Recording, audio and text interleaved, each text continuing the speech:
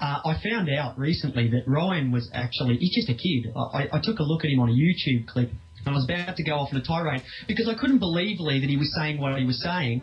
It made no sense. He was saying, why are you talking about this? And why are you talking about that? And this is just... If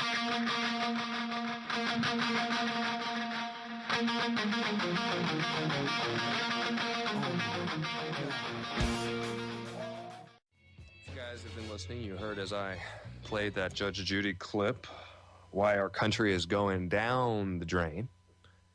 And we see this entitlement society that our country is in, and that just leads me to pose the question. The entitlement society on top of everything else. I mean, who needs FEMA camps when we have this? And by this, let me explain.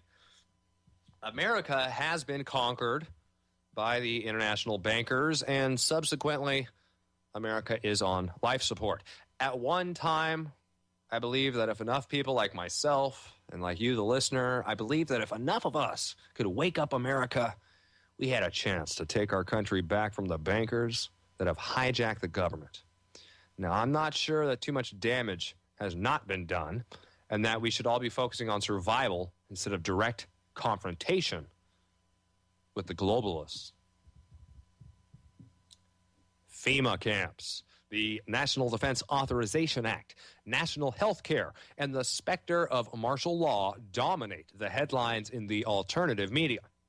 Now, the truth be known, none of these draconian policies developed by the Bush and Obama administrations may be needed to completely subjugate the American people. The number one enemy facing the American people are not the Chinese, the Iranians, the Bilderbergers, the Russians, or any other liberty-destroying group. The number one enemy facing America is its profound level of, get ready for it, folks, stupidity.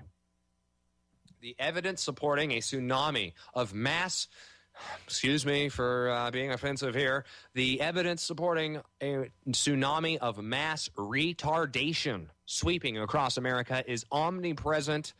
Consider the implications of the answers for the following questions. What kind of citizenry would tolerate endless wars of occupation which are serving to bankrupt their country?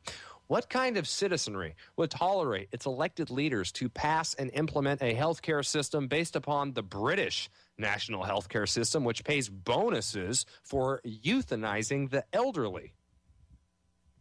What kind of citizenry would tolerate its elected leaders who profit from insider trading?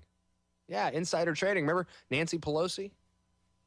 Well, it's not illegal because Congress is allowed to do that, right? Something along those lines. What kind of citizenry would tolerate its elected leaders who are exempt from most of the taxation policies that they impose on their own constituents? And what kind of citizenry would tolerate its elected leaders handing over control of the military to the United Nations?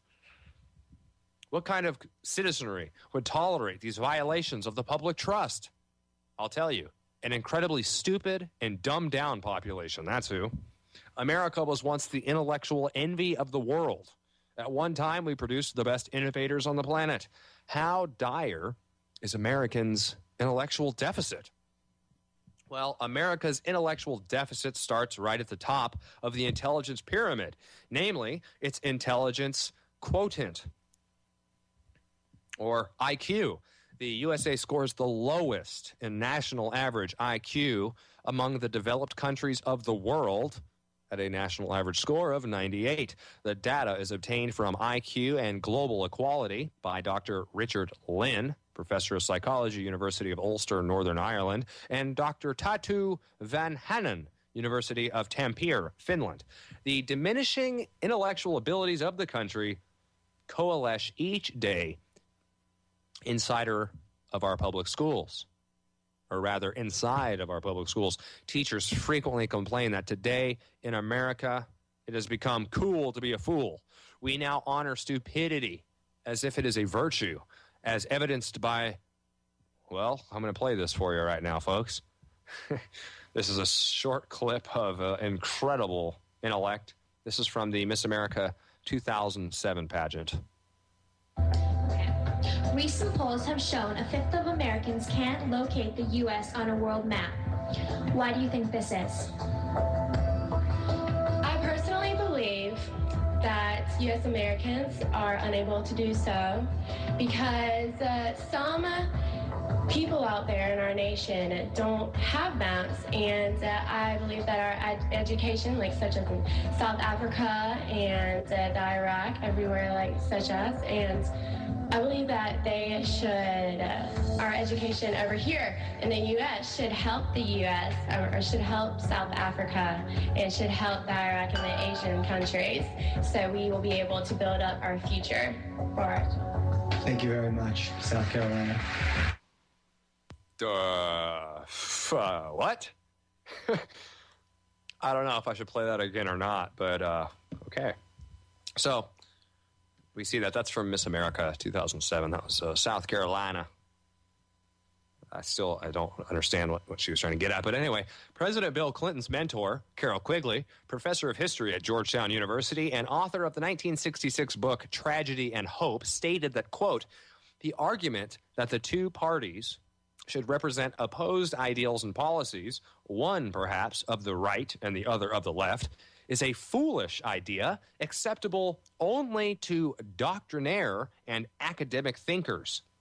Instead, the two parties should be almost identical so that the American people can throw the rascals out at any election without leading to any profound or extensive shifts in policy. Then it should be possible to replace it every 4 years if necessary by the other party, which will be none of these things, but will still pursue, with new vigor, approximately the same basic policies. That's for all you folks out there who think Bill Clinton's such a great guy. Remember that little speech he gave? If you don't remember it, you can look it up. Just type in Bill Clinton, Carol Quigley on YouTube, and you can watch him. I'd like to thank my mentor, Carol Quigley, for teaching me so much. And, okay, Carol Quigley's writing in this book, Tragedy and Hope. He's saying, hey, let's just give them the left and the right and then play them off each other. That way, if the American people don't like where one of our parties is going, they can vote for the other party, and they'll continue our agenda.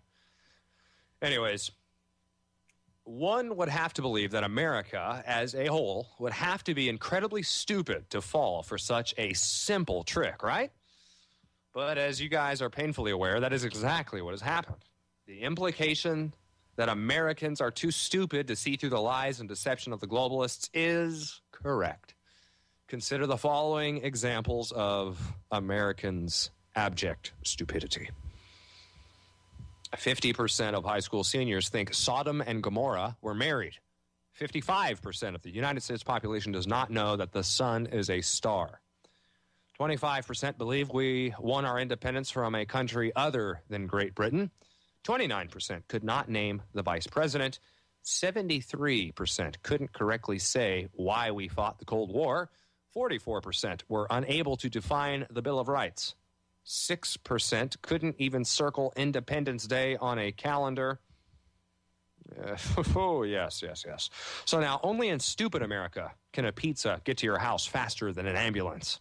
Only in stupid America do drugstores make the sick walk all the way to the back of the store to get their prescriptions while healthy people can buy cigarettes at the front. Only in stupid America do we buy hot dogs in packages of 10 and buns in packages of 8. Only in stupid America do they have to drive up ATMs with Braille lettering.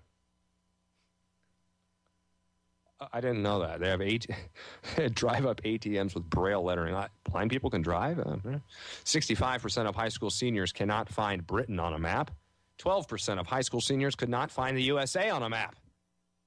It gets worse, though. 23% can identify the first president of the United States. I myself personally knew soldiers in the United States military. God bless them. They're in Afghanistan right now, and they don't even know who George Washington was. You can't make this stuff up, folks. 10% know how many justices sit on the Supreme Court.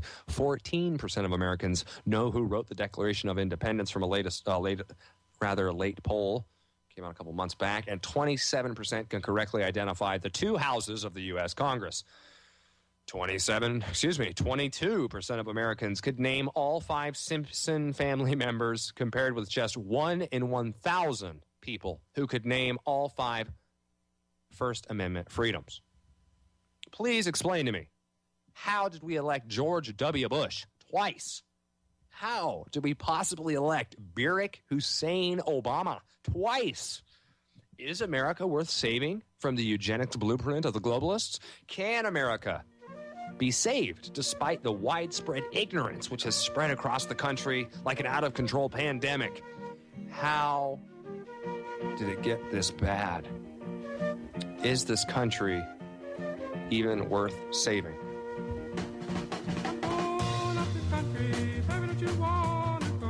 You be the judge, folks. I don't know. I feel like, personally, we have to have a collapse for people to snap out of their stupidity. They're going to stop caring about The Simpsons once the dollar dies. Hey, we have one more segment.